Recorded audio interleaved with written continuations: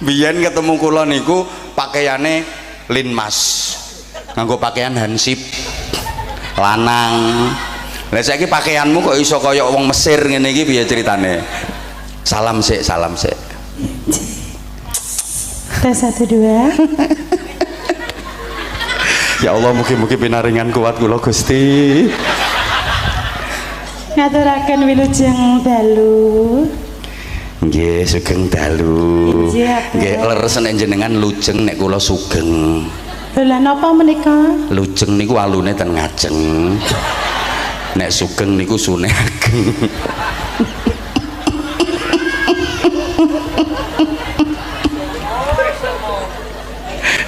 Ngapunten menika dereng salaman apa? Ya Allah ya Karim, subhanallah. Iki model lanang apa model wedok iki? Model lanange. Iki ngapunten ngaten iki gara-gara nggih Bu Lurah kok. Nggih, pripun? Ya Bu jenengan ki nggarai wong apa noke. Pripun? Terus niki wau tanggapane campur sari kok kon kudungan. Somue bingung.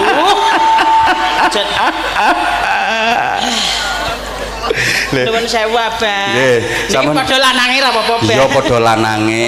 Arek gak ditampa ki butuh duit. Yen iki ya Allah Sugito. Sapa kae jenenge lali. Manohara. Menawi ngeten iki. Terus lepas lanang. Jainul. Iya Jainul kok lali aku. Oh, Zainul Ahmad Fanani lho, Bang. Zainul Ahmad Fanani. Asli kowe. Nggih, ngapunten Abang derek ngaos. Lah kula nek ten ngene Madiun kok mboten nate panggih sampean. Terus asline Madiun. Kula isin kula teng parkiran. Sampean janji apa ning pondok sampai saiki urung ning pondok. Nggih Abang, nggih ngapunten kula kok pikirane kula niku dereng srek. Pantes apa ora ngoten lho, Bang? Mboten napa-napa. Esuk tak anteni rutinan ning pondok. Saestu nggih, Bang. Saiki por sekote. Ampun sangoten ala mboten. Sing lah nyangoni kolombe nika nggih tasik kok. Gayane. Kula nggih jimat badhe ngumrohne buke. Masya Allah, tepuk tangan. La haula wala quwata illa billahil ali. Tapi tasik DP dereng lunas. Aku ngomong urung rampung, gampang kok sing lunasi ana Kapolsek kok bingung ya. Ana Pak Kapolsek Ngawi mriki nggih. Lah nggih to, kalih Pak Lurah sing ngundang niki. Sampeyan diundang napa asline mriki?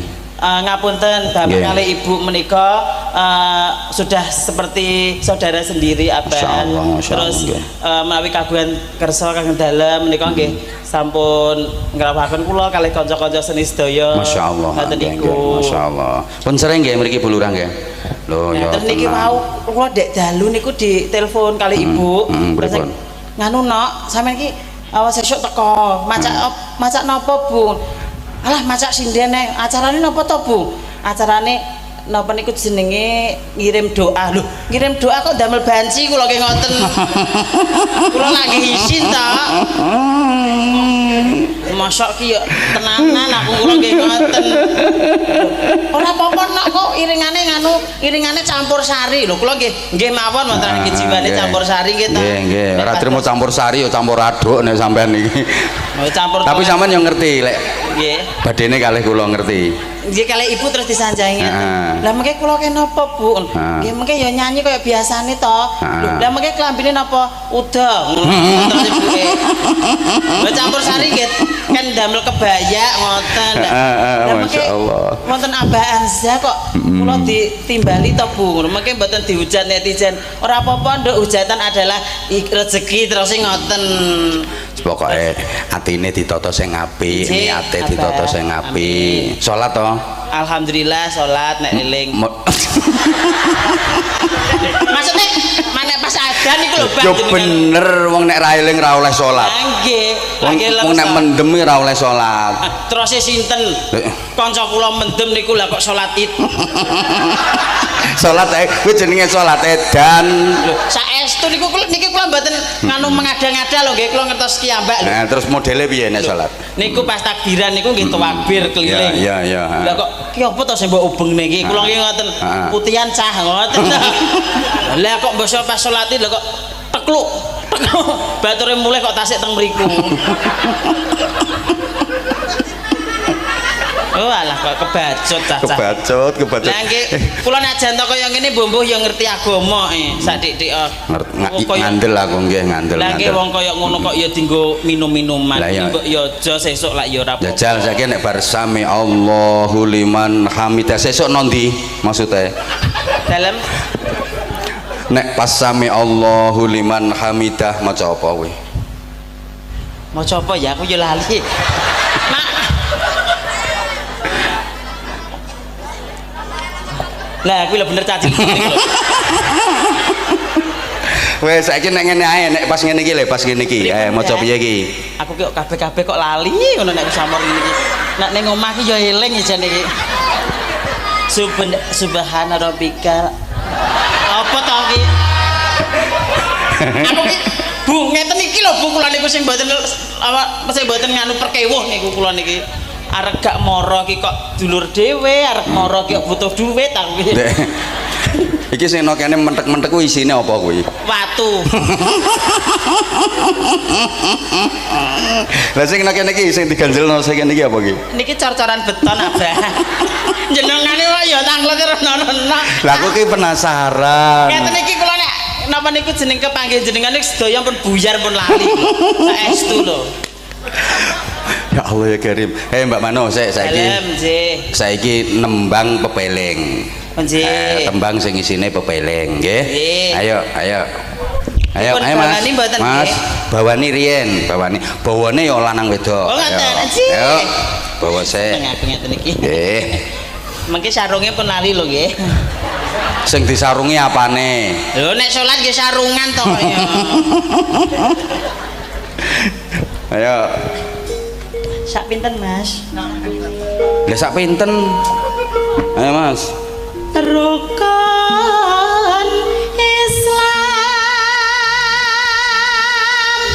Sik sadurunge diterusno sebutno rukun Islam pira? Alah. Orang nganggo lagu, ayo liyane meneng.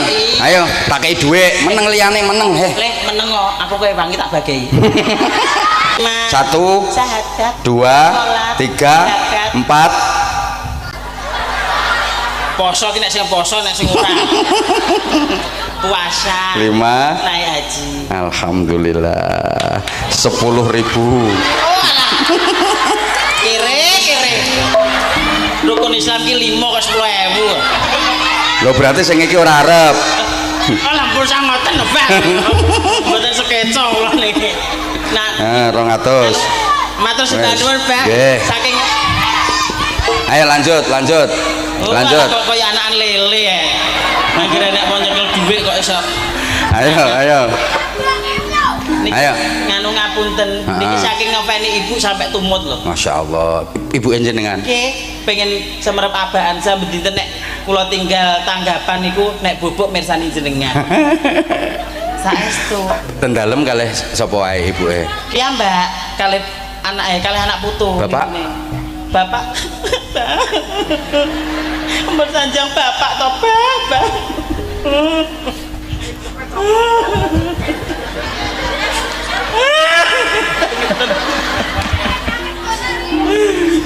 Walah, tak kayak kene sing kene.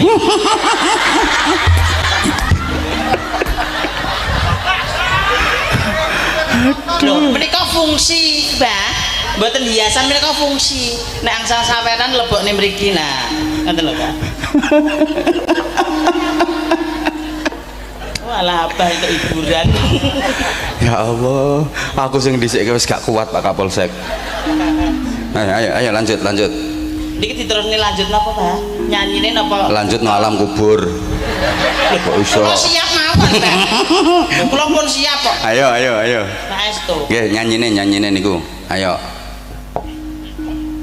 Rukun Islam. Kok boten jenengan mawon.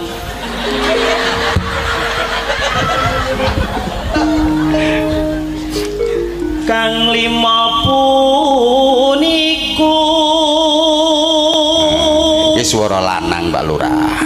Nah, niki lenggahe nggih beda nek swara lanang. Piye lenggahe nek lanang? Lah, tadi mekrok saiki sikile. Mergine kan longgar. Ketindak nahan mring parasa sama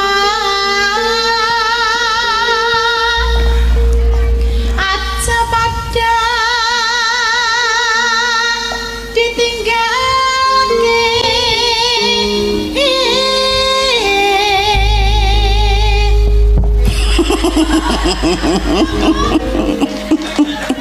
buat wong golek sandang pangan banget. Barokan Islam niko sahadat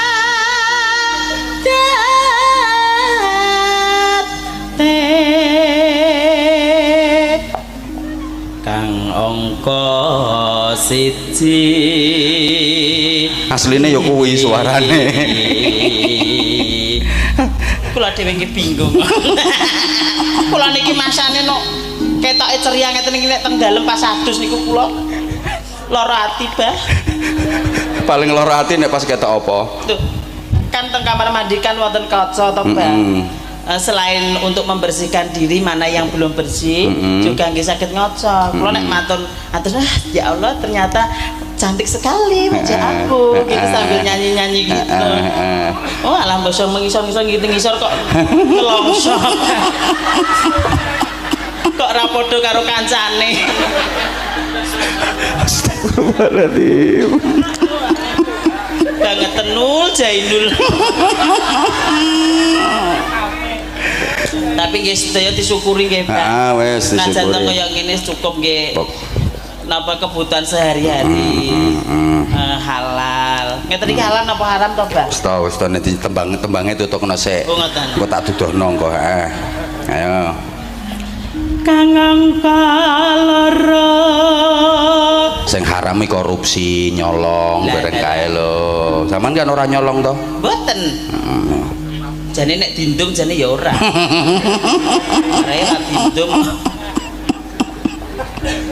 kang angka loro salat dene kang ketelu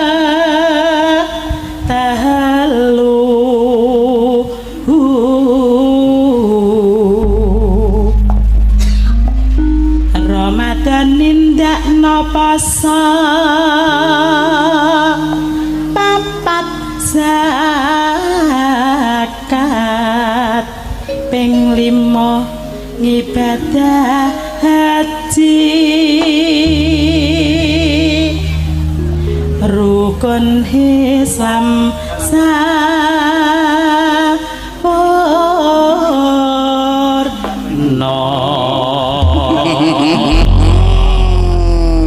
Tepuk tangan saya, tepuk tangan. Mbak Mandara iki lho. Pak Kapolsek iki ketoke terpesona karo sampean ketoke. Pak, mboten pados maru banji ya, Pak.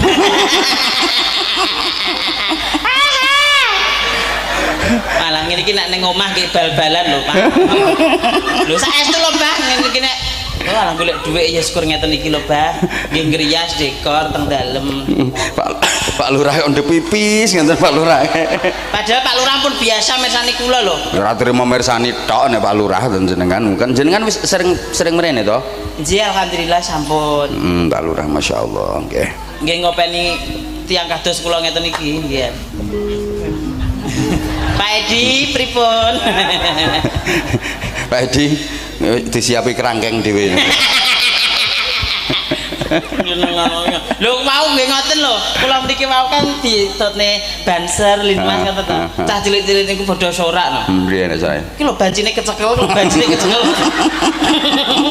Ngawur ya cacah iki. Iki golongan cah cilik-cilik niki to. Ya iya masyaallah. Rumangsane banci ki elek kabeh. Ya, rumah samu elek. Rumangsamu. Wong iki ya lanang lho, lanang. Kathok ya bal-balan lho, Bah lho. Astagfirullahaladzim. Oh dikira wedok apa piye ngene? Salat isya pirang rakaat?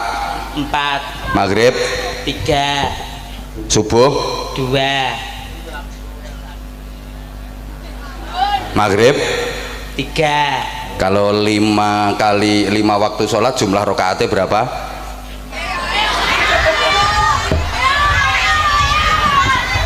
20.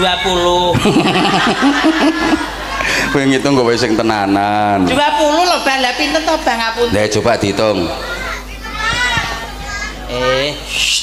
Dedek belajar dulu ya. Belajar dulu. Ayo. Maghrib 3.